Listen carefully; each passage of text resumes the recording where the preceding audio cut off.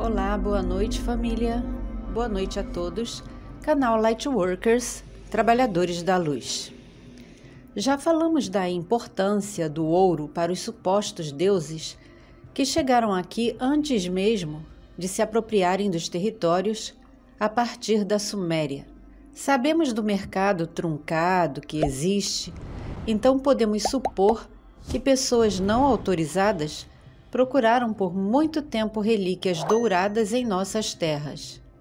Muita coisa pode ter sido derretida e convertida em barras para um carregamento mais fácil, mais prático. Quantos artefatos foram derretidos por Cortés quando tirou todos os artefatos do templo de Montezuma no século XIX?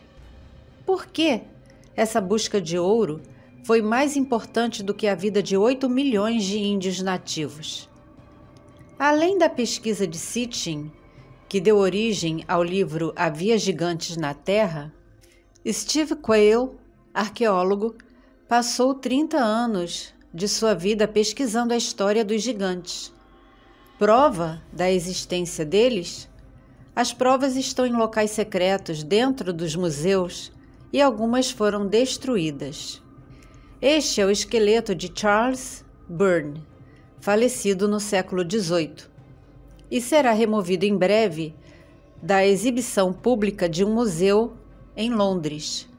Ele tinha pelo menos 2,31 metros, quando vivo era conhecido como gigante irlandês e antes de falecer pediu para ser enterrado no mar. Mas seu pedido foi negado porque um cirurgião na época, depois do seu falecimento, comprou e exibiu seu esqueleto no próprio museu. Sua partida foi precoce, aos 22 anos, porque adoeceu pelo excesso de bebida alcoólica em 1783. A razão do seu crescimento seria o gigantismo. Supostamente, ele teria um tumor na hipófise. Aqui vemos os gigantes sendo representados na série famosa Game of Thrones.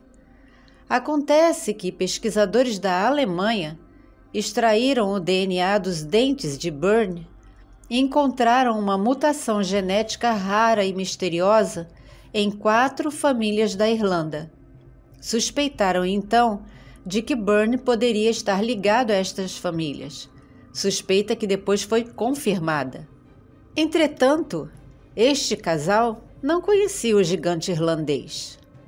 Anna Swan e Martin Van Buren viveram no século XIX e, pelas fotos, não apresentavam nenhuma deformação aparente. Cada um tinha quase 2,5 metros de altura e, após se conhecerem e se casado, viveram em uma casa totalmente adaptada a eles. Anna nasceu em 1846 no Canadá, em uma família de 13 filhos. Com 15 anos, já media mais de 2 metros e pesava mais de 100 quilos. Quando Anna conheceu Martin, notou-se que ela era ligeiramente mais alta que ele. Já Martin nasceu em 1837 no Kentucky e aos 14 anos também tinha mais de 2 metros e pesava quase 140 quilos. Trabalhou como professor e depois se juntou aos confederados nos conflitos civis americanos. Como afirmamos, nenhum dos dois apresentava deformações. Esta é uma foto de Anna com seus pais. Seriam estes humanos portadores de uma genética Nefilim? Todos os Anuna eram muito maiores que os seres humanos. Vemos isso registrado nas tábuas sumerianas. Esses gigantes foram chamados no livro apócrifo de Enoque de vigilantes. Seriam supostamente descendentes de Caim. Os Nefilins seriam os que nasceram da união dos Anuna, que ficaram para colonizar o planeta com humanas, que lhes agradaram mais na beleza. Outro nome usado para Nefilins seria Anakim. Jericó, por exemplo, era uma cidade de Nefilins. Quando o povo que saiu do Egito para um território desconhecido porque foi-lhes prometido uma terra, a terra de Canaã, um momento eles depararam com a cidade de Jericó. E a tomada da cidade, que era Anuna, foi sobrenatural. Os espiões que foram ver como fariam para atacá-la voltaram desanimados, eram apenas seres humanos. Trouxeram uma amostra de um cacho de uvas, que foi carregado por 2 homens. Então, imaginem o tamanho deste cacho de uvas. Os muros eram enormes, e eles disseram desanimados: não podemos lutar com eles. Diante deles somos como gafanhotos. Mas os muros de Jericó caíram por uso de uma tecnologia não terrena, com o uso certo de uma onda específica, frequência e vibração específicas, produzidas pelas trombetas e por 7 voltas ritualísticas ao redor da cidade.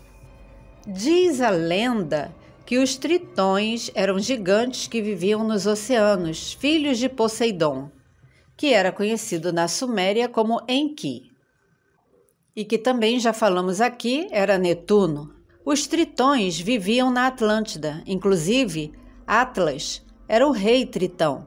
Foi representado historicamente como aquele que carrega a terra nos ombros. Os gigantes também marcaram presença na civilização celta como deuses. Os Danann viviam no subterrâneo ou dentro de montanhas, e um dos deuses principais era Lugus, que significa o brilhante. Então, todas as pesquisas de Stephen Quayle tornaram-se um livro, Gênesis 6, Gigantes. Já Sitchin escreveu Havia gigantes na Terra. Alguns aqui não se lembram ou não tinham idade para conhecer uma série famosa do passado.